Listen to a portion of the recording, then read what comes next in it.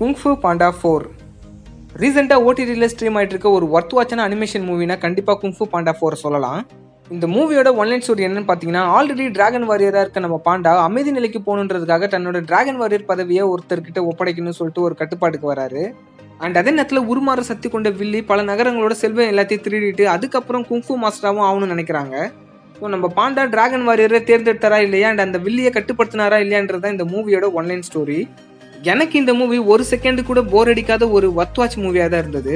Kung fu Panda சீரீஸில் வந்து last 3 பார்ட்டில் உங்களுக்கு எந்த மாதிரியான ஃபன் இருக்கோ கண்டிப்பாக அதே ஃபன் இந்த 4லையும் இருக்கும். லியோ மூவியில் ஒரு ரெஸ்டாரண்ட் ஃபைட் வர மாதிரியே பார்த்தீங்கன்னா இந்த அனிமேஷன் மூவிலையும் ஒரு ரெஸ்டாரண்ட் ஃபைட் இருக்குது. அதுவும் அல்டிமேட் ஃபன்னாக இருக்கும். அண்ட் அது மட்டும் இல்லாமல் பாண்டாவோட அப்பாக்களை வர அந்த 2 கேரக்டருமே சூப்பராகவே ஃபன் பண்ணியிருந்தாங்க. இந்த மூவிலையும் அங்கங்கே சில எமோஷன் சீன்ஸ்லாம் வரும், அதுவும் நல்லாவே ஒர்க் அவுட் ஆயிருக்கு. டோட்டலாக இந்த வீக்கெண்ட் உங்கள் ஃபேமிலி கூடயும் கிட்ஸ் கூடயும் ஆர் இண்டிவிஜுவலாக நீங்கள் என்ஜாய் பண்ணணும்னு நினச்சிங்கன்னா கண்டிப்பாக இந்த பாண்டா 4 ட்ரை பண்ணி பாருங்கள்.